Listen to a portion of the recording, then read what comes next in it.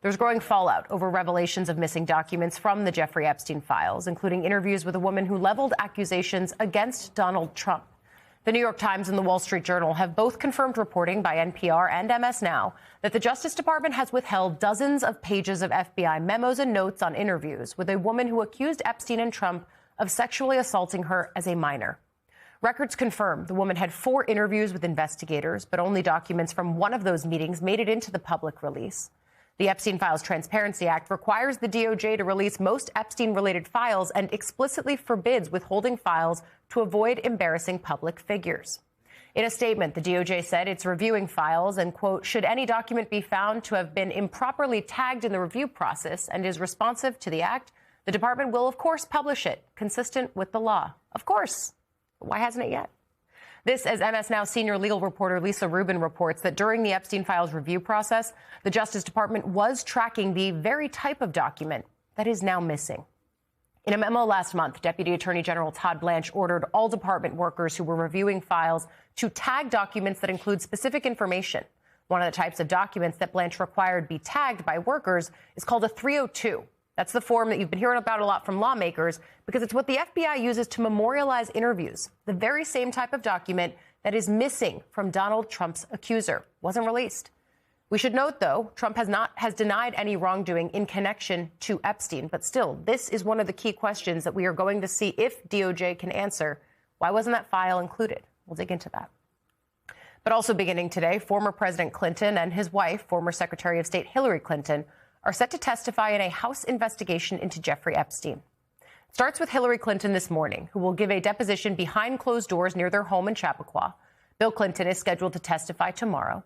It comes after months of haggling between the couple's lawyers and leaders of the House Oversight Committee, which voted unanimously to issue a subpoena for their testimony back in July. It was part of a larger cluster of subpoenas. Bill Clinton's ties to Epstein, including 4 flights on the financier's jet in 2002 and 2003, as well as photos in files released by the DOJ, are all central to the committee's interest. Here's the thing, though. Hillary Clinton did not travel with Epstein, has said she's never spoken to him, only met his associate Ghislaine Maxwell a few times.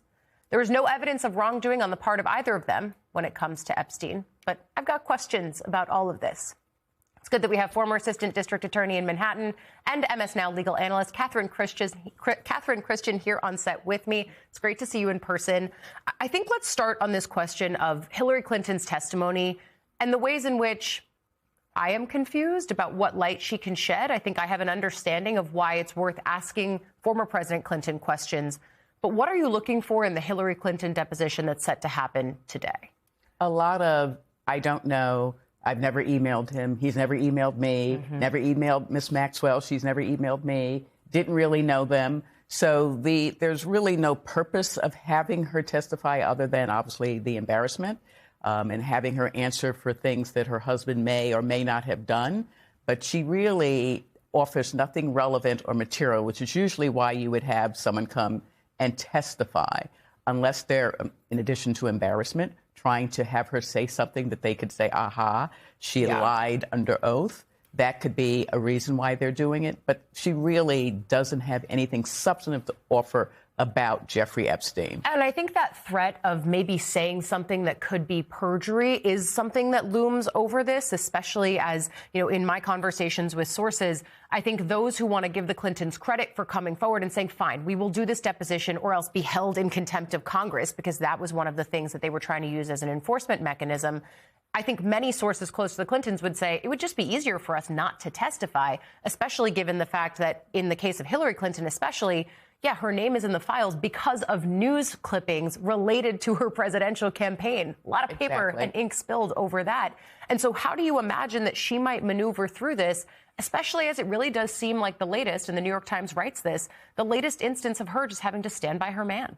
Exactly. It's, you know, it's unfair. Now, if her lawyers wanted to play hardball, and they probably won't do this, all the communications that a spouse have with each other, as long as the third party isn't present, is privilege.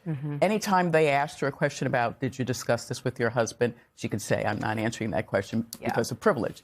She won't do that because that would look bad. I don't think she'll do that. But what she can do is, you know, congressional hearings, I learned a long time ago, is not a court proceeding. There's no rules of evidence or rules of decorum. she can give a speech, talk about everything she did as senator and as the Secretary of State to help victims of human trafficking, of sex trafficking, child abuse, child trafficking. Yeah. She can take that opportunity to do that. It's not a public hearing, but there will be a transcript. Yeah, and my understanding is that is part of the prep that she has been doing as she goes into this closed-door deposition that's going to be held near their home.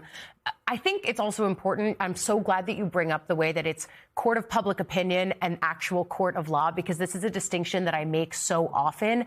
And so that is, I think, one of the key frames as I'm watching the Clinton depositions. That'll be, of course, today and tomorrow. It's what brings me up here in the first place. But then I think it all happens in this larger context of DOJ's compliance or not with the Epstein Files Transparency Act law.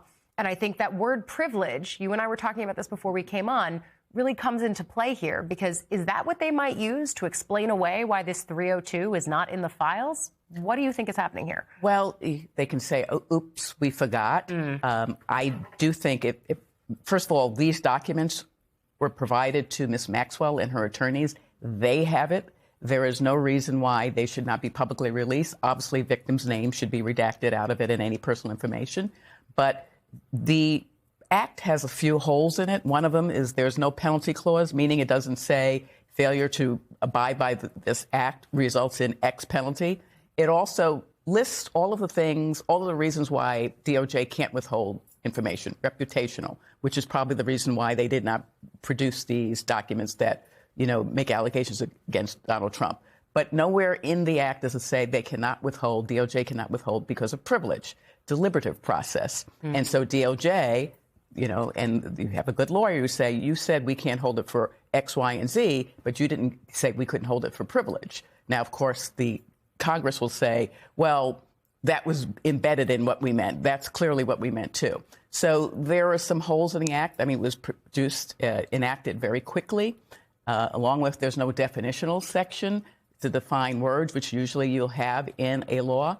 So there's a host of problems with the Act, and DOJ is sort of just walking and using every opportunity they can to say, you didn't say this, you didn't say that, so therefore we're going to do what we want to do. Yeah, exploiting the loopholes, even as lawmakers are saying, okay, but the spirit of the law was full transparency, which it's nice in spirit, but law happens in the letter of it. Exactly.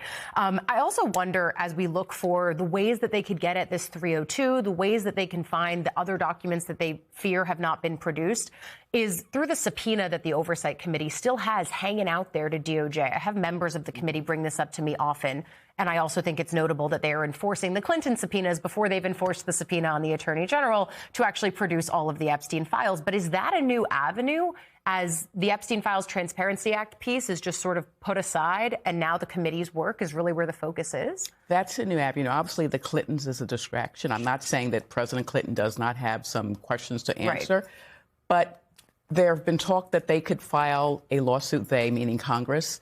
And, that we didn't put a penalty clause in the Act, but clearly they're violating the spirit of the Act by withholding information that they're not supposed to be withholding. They could do that. It may not be successful, but they can try. They can ask for I think Congressman Ro Khanna has asked for a special master. That means a person who is objective and will look through the files with obviously a team of people and decide what wasn't released that should be released. And that's another avenue they could try. And they've sort of let that go by the wayside. I mean, that's something they initially called for when they were calling for FBI 302 statements. And now we have a better understanding of why they were asking for some of those very things. And now an open question, because you talk about there was no penalty written into the law. There was always the question of, okay, so what are you going to do about it when they don't comply? The enforcement was always sort of left open-ended and still very much is. MS Now legal analyst Catherine Christian, thank you as always, and awesome to see you in person. A few more stories before we go to the break, because it's been nearly 2 weeks since the Department of Homeland Security shutdown began, and lawmakers say there has still been no meaningful movement to restore that funding. Democrats tell us here at MS Now they have repeatedly outlined their priorities, but have received only weak responses, in their words, from Republicans. This as GOP leadership insists they're negotiating in good faith and argue Democrats will feel increasing pressure as the shutdown's effects deepen. DHS employees will receive half pay this week. Their first fully missed paycheck is due on March 12th. Some border security employees will still be paid using previously appropriated funds. And you guys have heard me say this before, but ICE got tens of millions of extra dollars, not through this funding mechanism, but last summer when Republicans passed that reconciliation, one big beautiful bill, as the president calls it. So ICE funding, which is central here, is not actually being impacted. Finally, a federal judge in Boston has ruled the Department of Homeland Security's policy of deporting immigrants to so-called third countries is unlawful and could put them in danger.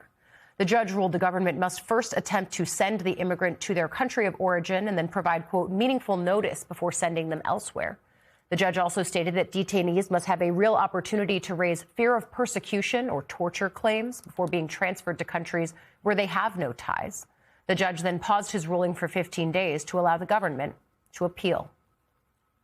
Meanwhile, a senior member with the Department of Homeland Security held a call with state elections officials telling them that ICE agents will not be present at polling sites during this year's midterms. That's according to multiple people on the call, which included officials from the FBI, U.S. Postal Inspection Service, and Election Assistance Commission.